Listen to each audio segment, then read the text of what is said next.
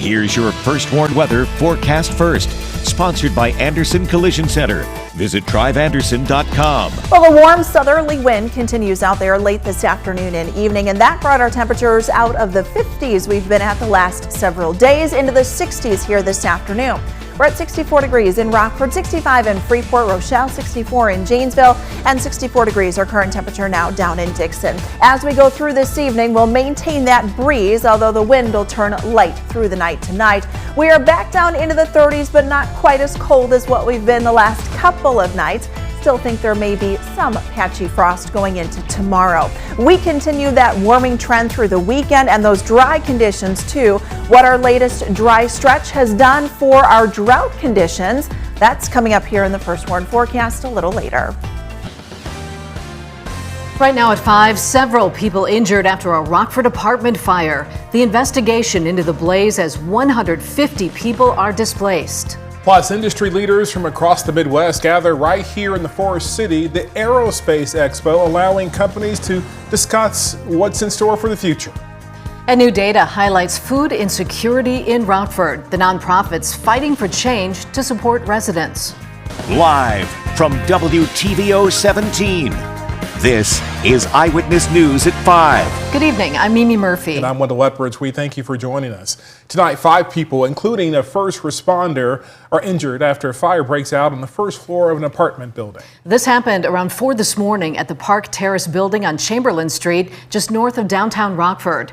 All 5 people are expected to be okay. One firefighter was taken to the hospital with minor injuries.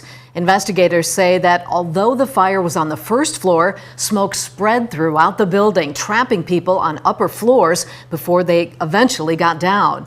All 150 residents were evacuated. The Nordloff Center is offering temporary shelter until the Red Cross can find a place for people to stay.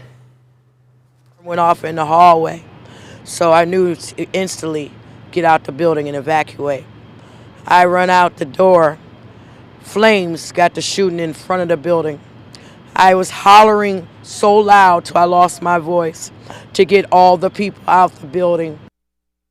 Officials have not said what caused the fire. Damage is estimated to cost around $50,000. On the campaign trail, it is the final spending sprint. With less than 20 days to go till November 5th, election spending is reaching all-time highs. Eyewitness News is your local election headquarters. Blake Berman has today's Political Minute.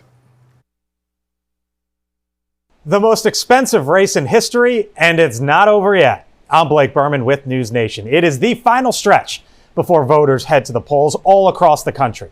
Campaigns and their supporters are on track to hit record spending levels to win at the ballot box. Total spending this election season now approaching $16 billion, topping the 2020 race amount by about $800 million. That's according to Open Secrets, which tracks political spending. Now, most of that cash, more than $10 billion, is going to Senate and congressional races. About $5.5 billion has been used on the presidential race. That's nearly $1 billion less than in 2020, with almost 20 days left to go. Outside groups like PACs and super PACs are supporting Republicans more than Democrats. Democrats are leading with small donors. I'm Blake Berman, and this is the News Nation Political Minute. Renewing your driver's license could be just like using an ATM. That's the hope with the new program that was just launched here in Illinois. It's as easy as stop, shop, scan, and renew, and it all takes about 2 minutes. Customers simply scan the renewal notice or enter their unique code into the kiosk and follow the directions on the touchscreen to complete their transaction. At the end of the transaction, the customer receives their renewal documents. That was the Secretary of State demonstrating right there. So new DMV kiosks are being set up inside select grocery stores in Chicago, but there are hopes to expand across the state. Illinois is the 17th state to adopt this technology. These machines will let you renew your driver's license or state ID without having to go to the DMV. You can also print vehicle registration renewals and your plate stickers. The average transaction time is just 2 minutes. Aerospace professionals from across the Midwest gathered in Rockford today. It was the annual Midwest Aerospace Expo at Embassy Suites. Suppliers and manufacturers were able to network with each other and learn about the latest technology in the industry. It was hosted by the Greater Rockford Chamber of Commerce and Rockford Area Aerospace Network. Organizers say the event comes at a perfect time when Rockford continues to grow its manufacturing output. This is a great time to be doing business in Rockford. We are definitely in a growth pattern. Our aerospace cluster is stronger than ever. We also have a very strong cluster of businesses that support healthcare and health services, and of course advanced machining. Governor Pritzker was in Rockford for the event. He highlighted recent investments in quantum computing in the state and its benefits on the aerospace industry. We're paying attention to the development of industry in the state of Illinois. Those industries, even quantum, interact with your industry. You're going to see that you're going to be using quantum technology in just a few years. This was the 5th year in a row the Expo was hosted in the Forest City. Today, Rockford residents gathered to learn more about how to fight food insecurity in our area. The summit was held at Riverfront Museum Park on Main Street. Experts talked about how we can fight hunger in Winnebago County. They describe hunger as an invisible problem that significantly impacts our community. 15% of Rockford residents, including 20% of children, are food insecure, not access to enough fresh produce and meats. After 11 months of research in 8 neighborhoods, officials identified key pillars that need to be addressed. They do include the migration of grocery stores from the west side to the east side. We're going to be looking at accessibility. How can people get to food if they don't have a grocery store? We're also looking at the availability of healthy, nutritious food. Earlier this month, Illinois issued grants to fight food insecurity. Here in the state line, those grants included $2.1 million for a new grocery store on Kishwaukee Street, as well as $160,000 for upgrades at the Belvedere Fiesta Market. Bookworms have the chance to pick up some used literature at the Warehouse Book Sale. The sale's being held at the Beloit Public Library. Thousands of books are available that have been taken out of circulation at the library or donated by the public. Hardcover books are priced at 50 cents and paperbacks are just a quarter.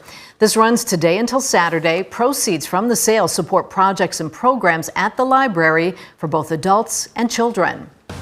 After the break, the leader of Hamas killed by Israeli soldiers. Israel hopes this will be the key to freeing hostages in Gaza.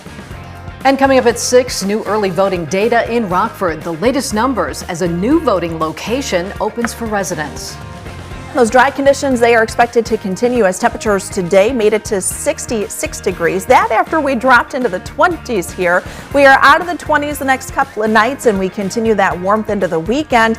A look at that weekend forecast, all coming up a little later. You're watching Eyewitness News, your home team, with Mimi Murphy, Wendell Edwards, Scott Leber, and Chief Meteorologist Candace King. Tonight, Israel confirms the death of Hamas leader Yahya Sinwar, killed in a military operation in Gaza. Sinwar has been credited as the mastermind behind the October 2023 attack, which killed 1,200 people in Israel. Rena Roy explains how this could be the key to rescuing hostages in Gaza. He's the mastermind behind the most deadly terror attack in Israeli history. And now Israeli officials confirm they've killed Yahya Sinwar, the leader of Hamas. The Israeli foreign minister releasing a statement saying the master murderer who's responsible for the massacre and atrocities of October 7th was killed today by IDF soldiers. ABC's Tom Sufi Burridge is in Tel Aviv. You can hear and you can see the crowd, hundreds of people gathering outside the IDF headquarters here in central Tel Aviv. That speaks to what a moment it is for Israel, for the families and friends of the hostages still being held in Gaza. In Sinwar's hometown of Khan Yunis in Gaza, people watching television coverage of his death. Israeli authorities saying this is a great military and moral achievement for Israel, adding the elimination of Sinwar creates a possibility for the immediate release of the abductees and to bring about a change that will lead to a new reality in Gaza without Hamas and without Iranian control. President Biden traveling to Germany today, saying in a statement, this is a good day for Israel, for the United States, and for the world, adding Israel has had every right to eliminate the leadership and military structure of Hamas. He had American blood on his hands.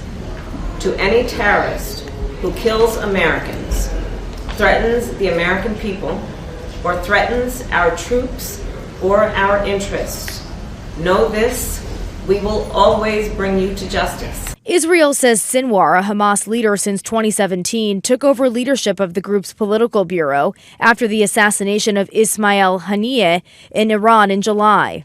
Since the October 7th attack, Israeli authorities say Sinwar had been hiding behind the civilian population in Gaza for the past year, above ground and in Hamas tunnels below the Gaza Strip.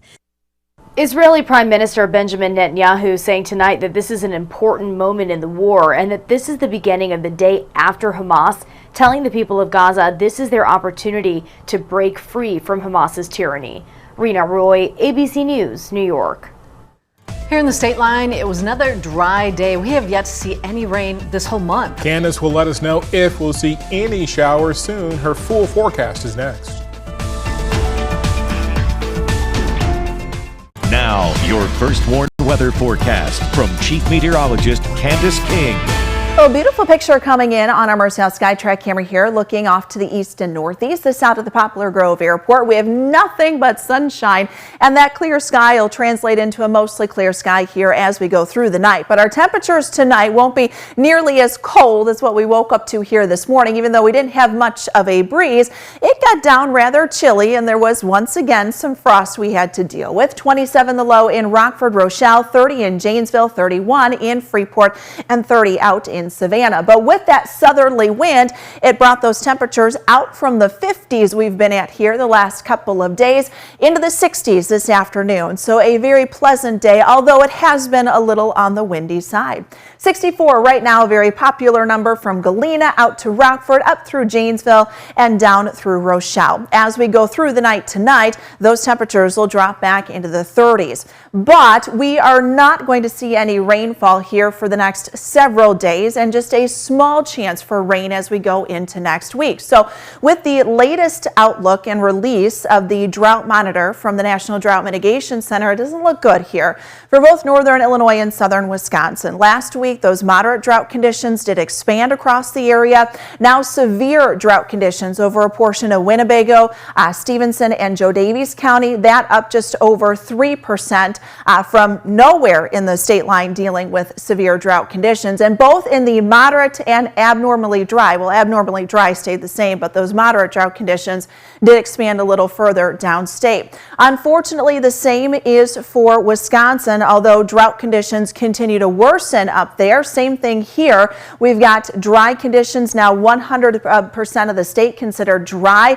From last week to this week, those drought conditions grew now up to 63%, moderate drought, and severe drought now growing up to just over 20% of the state. Now, when we put this into perspective, we have been really dry. In fact, we're including today on a 23-day stretch of no measurable rainfall. Now, there were a couple days throughout this month where we had a trace of rain reported, but that does not go down as measurable rain. So you can say it has been dry, and in fact, month to date, so the 1st through the 17th, we are the second driest start to October, following 1934 when there was no measurable rainfall. Then you go to 1906 with a trace of rain, and then 2015 with just 1/100th of an inch of rain recorded. So not necessarily a good thing as we get a little further through the month. Hopefully this pattern changes a bit, but I think these warmer conditions are something that are going to stick with us at least for the next week, if not week and a half. And the same thing with those drier conditions too. We may try to see a pattern change once we get towards the end of the month, early November, but with that being nearly 2 weeks out, that most likely could change as well. So from 37 for tonight, we're going to see temperatures climb close to 70 for tomorrow. We're up to 69 degrees tomorrow afternoon. Just similar to today, the wind will pick up and it will stay gusty from the southwest with those winds 20-25 miles per hour. But it's this high pressure system that we have overhead, which is going to keep us relatively dry. There is a cold front that tries to work closer to us, but it stalls to our north going into the weekend and brings those temperatures and keeps those numbers in the 70s as we go through that time. Just a small chance for rain there late Monday into Tuesday, and then drying out once again as we head into next week. So this means that those Halloween temperatures, well, they could be a little on the warmer side. And with Halloween just 2 weeks out, We want to know who has the best decorations in the state line. Snap a picture and send your outdoor decor. Is it spooky? Is it scary? Kid-friendly? Upload a photo right to us by scanning the QR code on your screen, or just simply go to mystateline.com/share. The best looking yard could be featured on our shows with a visit from myself, along with meteorologist Jordan Wolf on the 30th. Thank you, Candace. Scott's in next with sports. A big change could be coming for the White Sox at the very top of the franchise. Now sports with sports director Scott Lever. Coming off a 121-loss season, the White Sox need a complete makeover, starting from the top. I mean, how about a new owner? There's been plenty of talk the last 12 hours that Jerry Reinsdorf might be open to selling the team. He's 88 years old and the second longest tenured owner in Major League Baseball. Reinsdorf bought the White Sox in 1981 with some other investors for $20 million. Now the franchise is worth more than $2 billion. A group headed by former Major League pitcher David Stewart is said to be interested in buying the team, but there's also some speculation the Sox could be moved to Nashville. The Blackhawks are set to play their home opener tonight. They're going to host the San Jose Sharks at 7:30. Defenseman Isaac Phillips is back with the Blackhawks. He's been called up from the Ice Hogs. Phillips suited up for the Hogs opener last Saturday night. The Blackhawks have an opening for a defenseman because Alec Martinez has been put on injured reserve with a groin injury. What an encouraging performance by Lonzo Ball for the Bulls last night in their preseason win against the Timberwolves. He did not look like a guy who hadn't played a game in more than 2.5 years.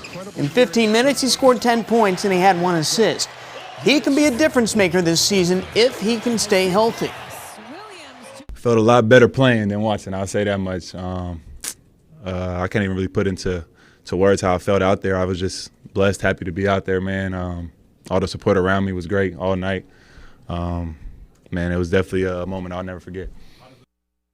A surprise in college basketball. Virginia head coach Tony Bennett has announced his retirement immediately. It seems he's unhappy with the direction college basketball is going with NIL and the transfer portal. Bennett led Virginia to the NCAA championship in 2019. Hey, what a night it's going to be tomorrow night in high school football. Byron and Dixon will go at it for the Big Northern Championship. We'll have a preview tonight at 9 and 10. We'll be right back. Well, we will maintain those mostly clear skies as we go through the night tonight, and this will keep our temperatures in the 30s, so not quite as chilly as what we've been here the last couple of nights. But with the sunshine lasting into tomorrow, we'll climb from 37 all the way close to 70 for tomorrow afternoon. Tomorrow is also going to be breezy, similar to what we had out there today, 39 for tomorrow night. Pretty decent night outside of a little wind for those Friday night football games. Weekend looks great, holding on to 70s next week. Thank you, Candace. And thanks for joining us. We'll see you at 6.